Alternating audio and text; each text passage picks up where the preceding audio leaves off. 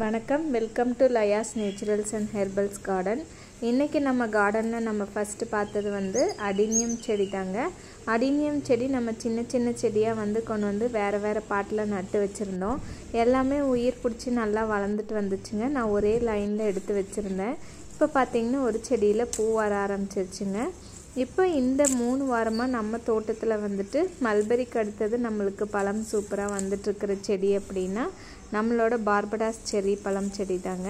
நிறைய பழங்கள் சிகப்பாக அழகாக விட்டுருக்கும். பார்த்தா ஒரு குட்டி ஆப்பிள் பழுத்து தொங்குற மாதிரி பார்க்குறக்கே ரொம்ப நல்லாயிருக்கும். பார்த்திங்கன்னா இப்போ நான் இன்றைக்கி பழுத்திருந்த செடிகளை எல்லாம் எடுத்துகிட்ருக்கேன். நல்லா சூப்பராக ரெட்டாக பழங்கள் இருக்குது பாருங்கள். நல்லா குண்டு குண்டாகவும் செரி வர ஆரம்பிச்சிருச்சுங்க.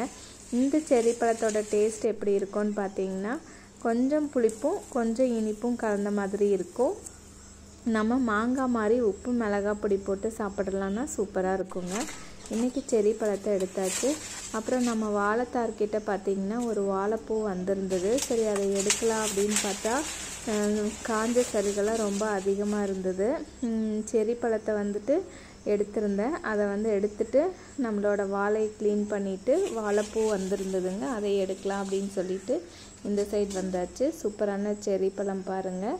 நான் இன்றைக்கி எடுத்த செரி பழம் ஒரு 10-12 போல் இருக்கும். நல்லா குண்டு குண்டாக சூப்பராக இருந்ததுங்க. இதை வச்சுட்டு அடுத்து நம்மளோட வாழை மரத்தோட வேலைகளை பார்க்குறதுக்காக நான் இந்த சைடு வந்திருக்கேங்க. நல்லாவே வாழைப்பூ நம்மளுக்கு வந்துருச்சு இந்த தடவை. இன்னும் செரி காய்கள் பாருங்கள் எவ்வளோ நிறையா இருக்குது அப்படின்னு சொல்லிட்டு குட்டி குட்டியாக க்ரீனாக நல்லா நிறைய பழங்கள் நிறைய காய்கள் இருக்குங்க. பழங்கள் எடுத்தது போக நம்மளுக்கு காய்கள் இன்னும் நிறையா இருக்குது. இது தம்பட்டை அவரைன்னு சொல்லிட்டு நம்ம தோட்டத்தில் நீங்கள் பார்த்துருப்பீங்க. 2 காய் நல்லா நீளமான காய் நான் விதைக்கி விட்டுருக்கேங்க. ஒரு சின்ன காய் விதைக்கி விட்டு எடுத்திருந்தேன். அதில் ஒரு 4 விதை தான் கிடச்சிதுங்கிறதுனால பெரிய காய்கள் வச்சுருக்கேன். இப்போ இன்றைக்கி ஒரு நல்ல ஒரு மழை நேரமாக தான் இருக்குது. லேசாக 2 நாளாக மழை வந்திருந்ததுங்க. தோட்டமாக இருந்தால் கொஞ்சம் ஈரமாக இருக்குது. நம்ம பார்த்து தான் கால் வச்சு போகிற மாதிரி இருக்குது. அங்கங்கே இன்னும் சேராக இருக்குது. இந்த வாரம் ஃபுல்லாகவே நம்மளுக்கு நல்லா மழை வந்துட்டுருக்கு. அடுத்து நான் கத்திரிக்காய் செடிகள் பக்கம்தான் வந்திருக்கேன். நல்லா ரெடியாக இருக்கிற கத்திரிக்காய்களை எடுத்துக்கலாம் அப்படின்னு சொல்லிட்டு கூடை நான் எடுத்துகிட்டு வரலங்க. அதனால் இன்றைக்கி இருக்கிற கத்திரிக்காய்களை எடுத்துகிட்டு அப்படியே தோட்டத்திலேயே போட்டுடலாம். அப்புறமா நம்ம போய் கூடை எடுத்துகிட்டு வந்துடலாம். ஏன்னா ஒரே மழை வர மாதிரி இருக்குங்க. நம்ம வந்தால் சில நேரம் உள்ளேயே வர முடியாத அளவுக்கு ஈரமாக இருக்கும் பாருங்கள். மழை தண்ணியில் காய்கள்லாம் பட்டு கொஞ்சம் அழுகியும் கூட போச்சு. சரி, நான் வந்துட்டோம் அப்படின்னு சொல்லிட்டு வேகமாக இருக்கிற காய்களை எடுத்துகிட்டேன். இந்த ஒரு காயை விதைக்கி விட்டுருக்கேன். கலர் மாறிடுச்சு. என் கையில் இருக்கிற காய் கலராக தான் இருந்ததுங்க. விதைக்கி விட்டு நல்லா முத்த கலர் மாறிட்டுருக்கு. இந்த பக்கம் பார்த்திங்கன்னா ஒரு கருப்பு கத்திரிக்காய் வந்திருந்ததுங்க.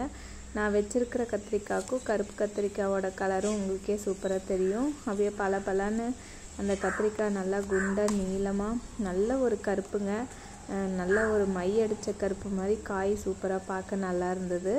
அப்புறம் இந்த பர்பிள் கலர் எப்போவுமே நம்மக்கிட்ட இருக்கும். கை ஒரு கை நாம்பி பிடிக்கிற அளவுக்கு காய் நல்லா பெருசாக வந்திருந்தது.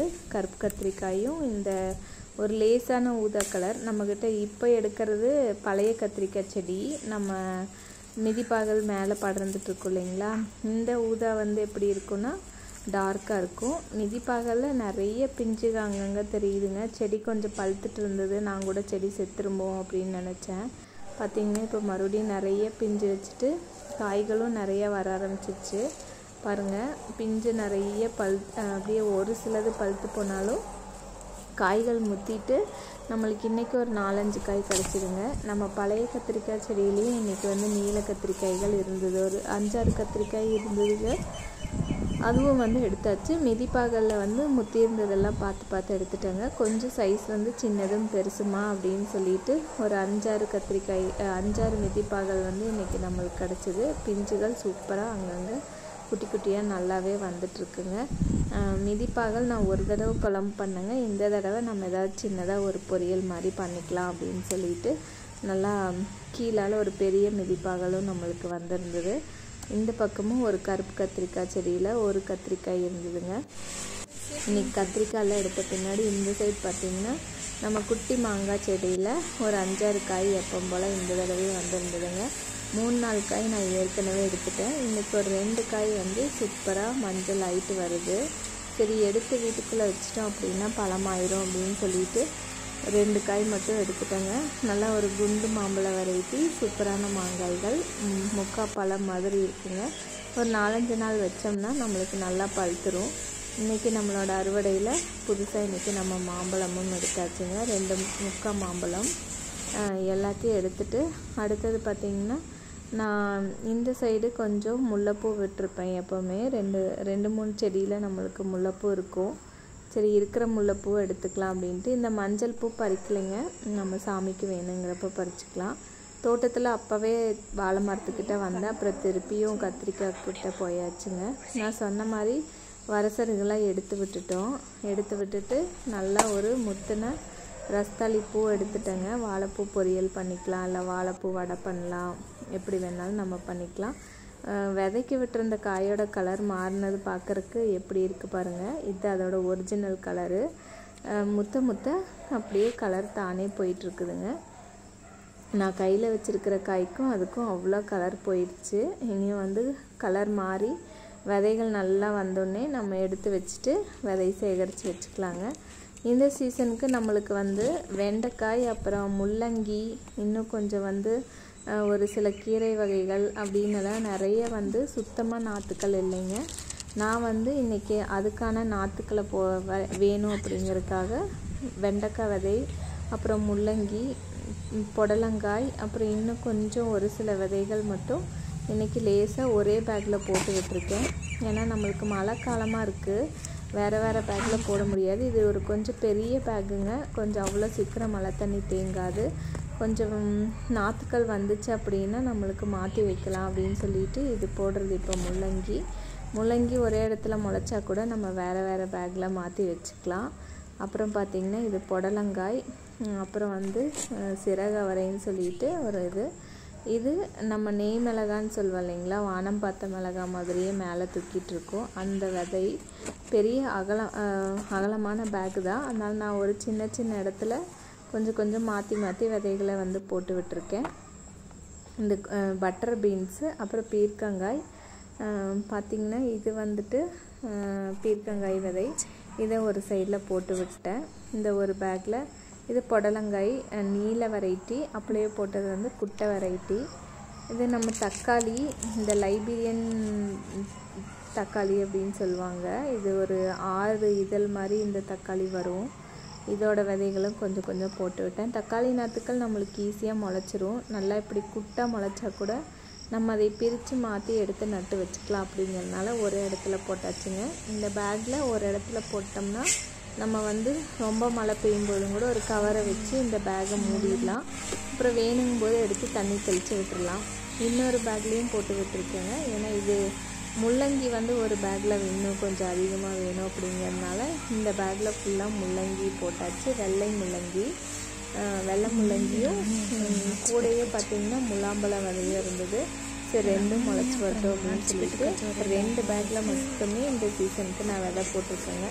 ஏன்னா இப்போ கோயம்புத்தூரில் கொஞ்சம் மழை அதிகமாக வரும் அப்படின்னு சொல்லியிருக்காங்க. அதனால் அப்படி மழை ரொம்ப அதிகமாக வர்ற மாதிரி நேரம் இருக்குது அப்படின்னா ரொம்ப தண்ணி தேங்காமல் நம்ம ஒரு கவரை வச்சு இந்த 2 பேக்கை மட்டும் மூடிடலாம்.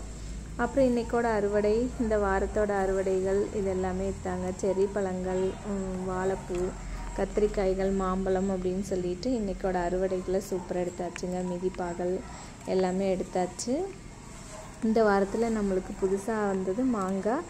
அப்புறம் அதிகமாக கிடச்சிருக்கிறது வந்துட்டு நம்மளோட எப்பம் போல் நம்ம கத்திரிக்காய்கள் பாருங்கள். இன்றைக்கி வெள்ளை கத்திரிக்காய், ஊதாலேயே 2 variety, light variety, dark variety அப்படின்னு சொல்லிட்டு 2 வெரைட்டி கத்திரிக்காய்.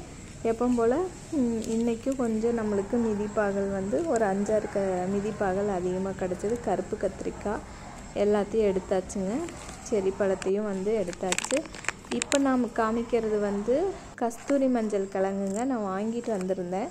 கிழங்கு அப்படியே இருந்தது. அப்புறம் பார்த்தா நல்லா முளைச்சி வந்துருச்சுங்க. இந்த டைமில் நம்ம எடுத்து வச்சோம் அப்படின்னா கஸ்தூரி மஞ்சள் சூப்பராக உயிர் பிடிச்சிக்கும். நம்மளுக்கு கஸ்தூரி மஞ்சள் வீட்டில் இருந்தால் ரொம்ப நல்லது அப்படின்னு சொல்லிட்டு ஒரு பக்கெட் இருந்தது, அதில் ஒரு 2 ஜினியா செடி மட்டுமே இருந்தது. அது கூட வந்து இந்த கஸ்தூரி மஞ்சளை இந்த முளைப்பு மேலே தெரிகிற மாதிரி லேசாக மண்ணுக்குள்ளே வச்சு போட்டு விட்டாச்சுங்க.